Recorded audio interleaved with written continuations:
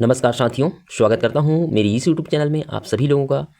आज हम लोग पढ़ने वाले हैं ईवीएस के 30 अति महत्वपूर्ण प्रश्न जो कि आपके एग्जाम की दृष्टि से बेहद महत्वपूर्ण होगा। तो आइए शुरू करते हैं। और जितने भी नए साथी होंगे चैनल को सब्सक्राइब कर लें ताकि किसी भी प्रकार का एजुकेशन से संबंधित आपको जानकारी आपको मिलती रहे।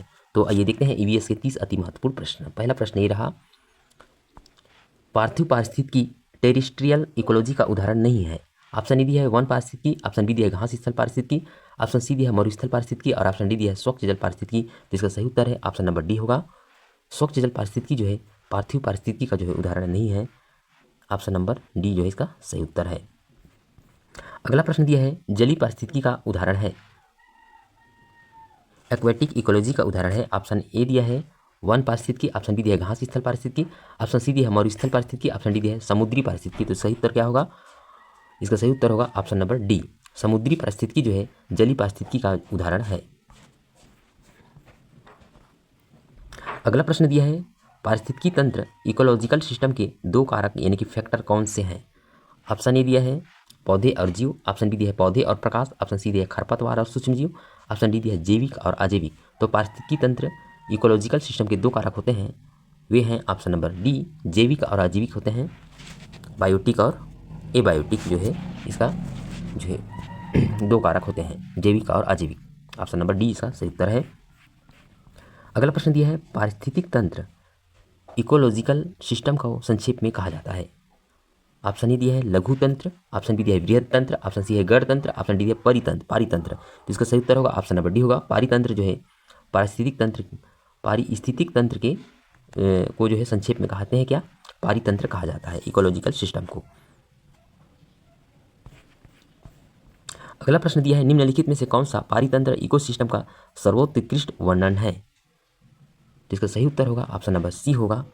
जीवों का समुदाय और साथ ही वह पर्यावरण जिसमें वह रहता है उसे जो है पारितंत्र कहा जाता है। ऑप्शन नंबर सी इसका सही विकल्प है। अगला प्रश्न दिया है निम्न में से कौन सा एक पारिस्थितिक कारकों के अजैव कारकों में शामिल है? ऑप्शन ए दिया है पादप, ऑप्शन बी दिया है जीव, ऑप्शन सी दिया है सूक्ष्म जीव, ऑप्शन डी दिया है प्रकाश। तो यहाँ पर बताना है अजैव कारकों में कौन सा शामिल है। तो पादप, जीव और सूक्ष्म जीव ये जो है जैव कारक में शामिल हो जाएगा और ऑप्शन नंबर डी जो इसका सही उत्तर होगा। प्रकाश जो है अजैव कारक के अंतर्गत आएगा। अगला प्रश्न है निम्नलिखित में से कौन सा एक पारिस्थितिकीय कारकों के अजैव कारकों में शामिल नहीं है? ये अजब लिखा गया है, ये अजैव है, अजैव कारकों में शामिल नहीं है। ऑप्शन नंबर ए देखते हैं तो प्रकाश, ऑप्शन बी है आर्द्रता, ऑप्शन सी है पवन, ऑप्शन डी है पादप। इसका सही उत्तर होगा ऑप्शन नंबर डी होगा। ये होगा शामिल किसमें? जैव कारक में, जो कि अजैव कारक नहीं है। अगला प्रश्न दिया है पर्यावरणीय कारकों के अजैव अवयव का उदाहरण है। अगला प्रश्न है पर्यावरणीय कारकों के अजैव अवयव का उदाहरण है। ऑप्शन ए दिया है वनस्पति, ऑप्शन बी दिया है जंतु, ऑप्शन सी दिया है वायु, ऑप्शन डी दिया है पेड़। अजैव अवयव का उदाहरण है तो इसका सही उत्तर है ऑप्शन नंबर सी होगा। वायु क्या है? एक अजैव अवयव है जो कि एक क्या है? ये निर्जीव है, तो क्या होगा? अजैव अवयव होगा। ऑप्शन नंबर सी जो इसका सही उत्तर है। अगला प्रश्न है पारिस्थितिकी कारकों के जैव कारकों का एक उदाहरण है। जैव कारक बताना है। ऑप्शन ए दिया है प्रकाश, ऑप्शन बी दिया है तापमान, ऑप्शन सी दिया है वायु और ऑप्शन डी दिया है रिवाल। ये रिवाल नहीं होगा, शैवाल होगा। ठीक है, तो ये क्या होगा? जैव कारक का उदाहरण बताना है तो इसका सही उत्तर होगा ऑप्शन नंबर डी होगा। ये क्या है? शैवाल लिखा है, एक मिस्टेक हो गया है, शैवाल। ठीक है, शैवाल क्या है? एक जैव कारक है। अगला प्रश्न दिया है दो जीवों के बीच का यह संबंध जिसमें दोनों एक दूसरे पर निर्भर रहते हैं और एक दूसरे को लाभ उठाते हैं कहलाता है। ऑप्शन ए दिया है सिम्बायोसिस दिया है, सिम्बायोसिस जिसको कहते हैं सहजीवी। ठीक है, सहजीवन या सहजीवी कहते हैं। और ऑप्शन बी दिया है पारासाइटिज्म को कहते हैं परजीवी। और कमेंसलिज्म को कहते हैं सहभोजी। और सेप्रोकाइटिज्म को कहते हैं अपघटी पोषण। ठीक है, तो यहाँ पर बताना है कि दो जीवों के बीच का वह संबंध जिसमें दोनों एक दूसरे पर निर्भर रहते हैं और एक दूसरे को लाभ उठाते हैं क्या कहलाता है? तो इसका जो सही उत्तर होगा वो होगा ऑप्शन नंबर ए होगा, सिम्बायोसिस होगा। जिसका हिंदी क्या होता है? सहजीवी होता है। ठीक है, सहजीवन ठीक है, एक दूसरे को लाभ उठाते हैं और जीवन यापन करते हैं। तो ये होगा सिम्बायोसिस, जिसका हिंदी होता है सहजीवी।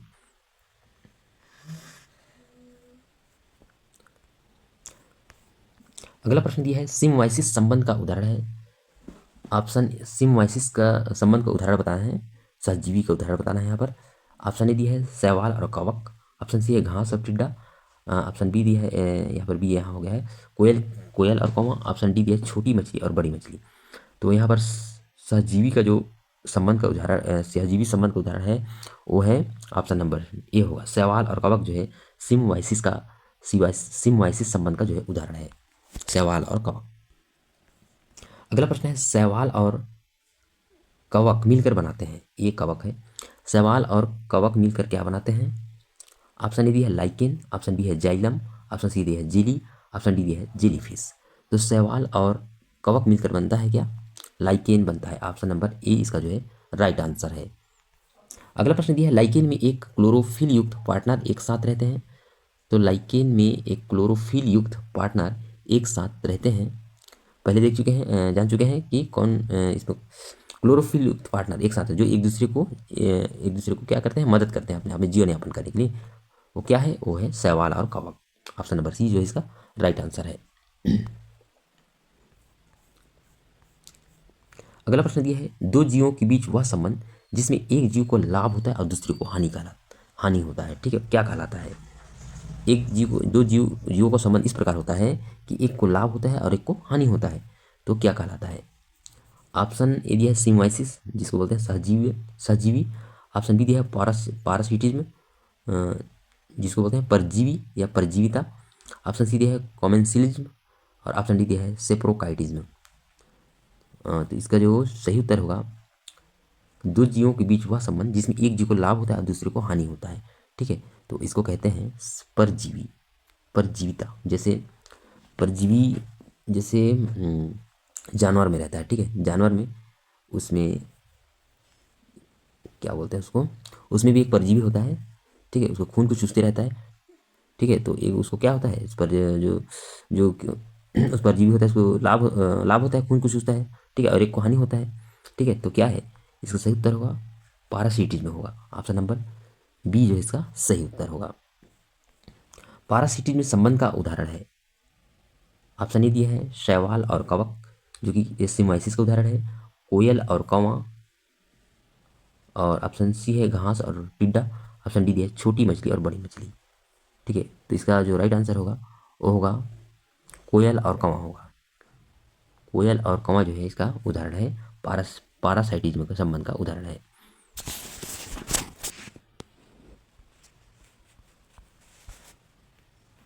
अगला प्रश्न है दो जीवों के बीच का वह संबंध जिसमें एक जीव को तो लाभ होता है पर दूसरे जीव को ना तो लाभ होता है और ना ही हानि होता है, क्या कहलाता है।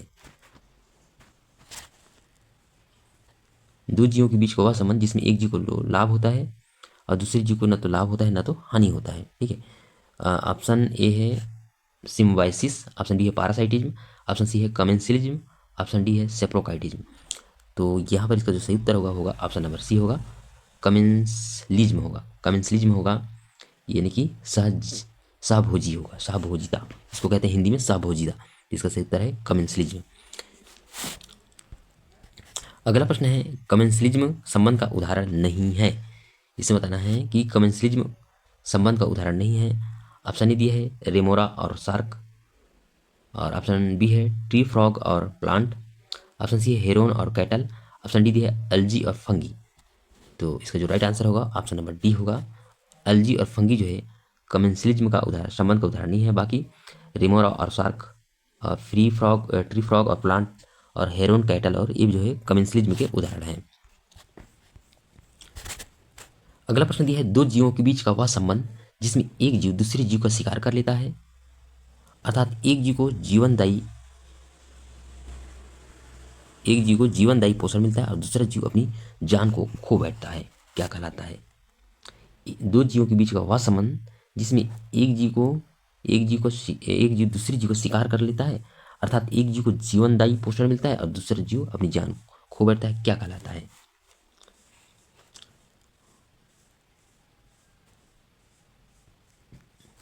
ऑप्शन ए दिया है सिम्बायोसिस, ऑप्शन बी दिया है पैरासाइटिज्म, ऑप्शन सी दिया है कमेंसलिज्म, ऑप्शन डी दिया है प्रीडेशन। तो इसका जो सही उत्तर होगा वो होगा ऑप्शन नंबर डी, प्रीडेशन होगा, जिसको बोलते हैं परभक्षी। ठीक है, परभक्षण शिकारिता। तो इसका सही उत्तर होगा ऑप्शन नंबर डी होगा, परभक्षी, यानी कि एक जीव जो है दूसरे जीव को जो है एक जीव को क्या होता है, इसमें हानि होता है, क्योंकि वो अपना जो है जान खो बैठता है। इसको कहते हैं प्रीडेशन, परभक्षण, परभक्षी। अगला प्रश्न है प्रीडेशन संबंध का उदाहरण है। ऑप्शन ए है शैवाल और कवक, ऑप्शन बी है कोयल और कौवा, ऑप्शन सी है बगुला और भैंस, और ऑप्शन डी है घास और टिड्डा। तो यहाँ पर इसका जो राइट आंसर होने वाला है वो होगा ऑप्शन नंबर डी होगा, घास और टिड्डा। प्रीडेशन संबंध का उदाहरण है घास और टिड्डा। अगला प्रश्न है छोटी मछली बड़ी मछली का संबंध निम्नलिखित में से किस संबंध को दर्शाता है। छोटी मछली और बड़ी मछली का संबंध जो है किसको दर्शाता है। देखो, बड़ी मछली छोटी मछली को खा देता है। ठीक है, तो इसका सही उत्तर क्या होगा, ऑप्शन नंबर डी होगा, प्रीडेशन। अगला प्रश्न है निम्नलिखित में से किसमें शिकार शिकारी संबंध है। तो इसमें देखते हैं शैवाल और कवक, क्या इसमें है, नहीं है इसमें। ठीक है, कोयल कौवा इसमें भी नहीं है, बगुला भैंस में यह शिकार शिकारी का संबंध इसमें है। छोटी मछली बड़ी मछली जो कि एक क्या है, प्रीडेशन है। जीव जीवस्य भोजनम अर्थात जीव जीव का भोजन है का एक उदाहरण निम्नलिखित में से कौन है। ऑप्शन ए दिया है शैवाल और कवक, ऑप्शन बी है कोयल और कौवा, ऑप्शन सी है बगुला और भैंस, ऑप्शन सी है हरिण और शेर।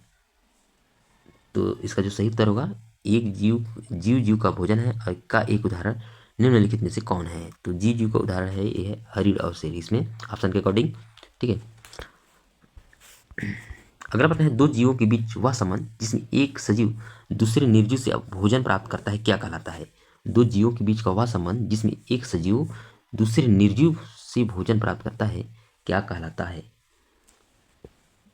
तो इसका जो राइट आंसर होगा ये होगा ऑप्शन नंबर डी होगा, सेप्रोकाइटिज्म कहते हैं। सेप्रोफाइटिज्म, ऑप्शन नंबर सेप्रोफाइटिज्म जो होगा यानी कि अवघटी पोषण, जिसका हिंदी क्या होगा, अवघटी पोषण। अगला प्रश्न है निम्नलिखित में से कौन मृतोपजीवी नहीं है। यह इसमें बताना है मृतोपजीवी। ऑप्शन नंबर ए दिया है बैक्टीरिया, ऑप्शन बी दिया है फंगी हो गए, ऑप्शन सी है मशरूम, ऑप्शन डी दिया है ग्रॉस हॉपर। इसका राइट आंसर होगा ऑप्शन नंबर डी होगा, ग्रॉस हॉपर जो है एक मृतोपजीवी नहीं है। बाकी बैक्टीरिया हो गया, फंगी हो गया, मशरूम क्या है, मृतोपजीवी है। अगला प्रश्न है निम्न में से किसने गहन पारिस्थितिकी डीप इकोलॉजी शब्द का प्रयोग किया था। तो इसका जो राइट आंसर होगा वो होगा ऑप्शन नंबर डी होगा, अर्नीजनेस ने जो है गहन पारिस्थितिकी डीप इकोलॉजी शब्द का प्रयोग किया था, अर्नीजनेस ने। अगला प्रश्न है दो पारिस्थितिक तंत्रों के मध्य के संक्रमण क्षेत्र को क्या कहते हैं। दो पारिस्थितिक तंत्रों के मध्य संक्रमण क्षेत्र को क्या कहा जाता है। तो उसे कहते हैं इकोटोन कहते हैं, ऑप्शन नंबर सी इसका राइट आंसर है। दो पारिस्थितिक तंत्रों के मध्य संक्रमण क्षेत्र को इकोटोन कहा जाता है। अगला प्रश्न दिया है एक मनुष्य के जीवन को पूर्ण रूप से धारणीय करने के लिए आवश्यक न्यूनतम भूमि को क्या कहते हैं। एक मनुष्य के जीवन को पूर्ण रूप से धारणीय करने के लिए आवश्यक न्यूनतम भूमि को क्या कहते हैं। तो इसका जो राइट आंसर होगा ऑप्शन नंबर बी होगा, इसको कहते हैं पदछाप, पारिस्थितिकी पदछाप कहा जाता है। ऑप्शन नंबर बी इसका राइट आंसर होगा। अगला प्रश्न दिया है पारिस्थितिकीय पदछाप इकोलॉजिकल फुटप्रिंट के माप की इकाई है। पारिस्थितिकी पदछाप के माप की इकाई बताना है। तो इसका जो सही उत्तर होगा यह है आपका भूमंडलीय हेक्टेयर। इसकी माप की इकाई को कहते हैं भूमंडलीय हेक्टेयर। ऑप्शन नंबर ए इसका करेक्ट आंसर है। अगला प्रश्न है भूमंडलीय हेक्टेयर में मापा जाता है। भूमंडलीय हेक्टेयर में क्या मापा जाता है। तो मापते हैं पारिस्थितिकी पदछाप मापते हैं। अगला प्रश्न है और अंतिम प्रश्न है आज का, पारिस्थितिकी पदछाप के संदर्भ में GHA का पूर्ण रूप है। पारिस्थितिकी पदछाप के संदर्भ में GHA का पूर्ण रूप क्या है? तो इसका जो GHA का पूर्ण रूप होता है global hectare. Global hectare, option number D इसका राइट आंसर है। तो आज के लिए इतना मित्रों, मिलेंगे एक नए वीडियो के साथ, तब तक के लिए धन्यवाद। चैनल को सब्सक्राइब जरूर करें मित्रों। Thank you.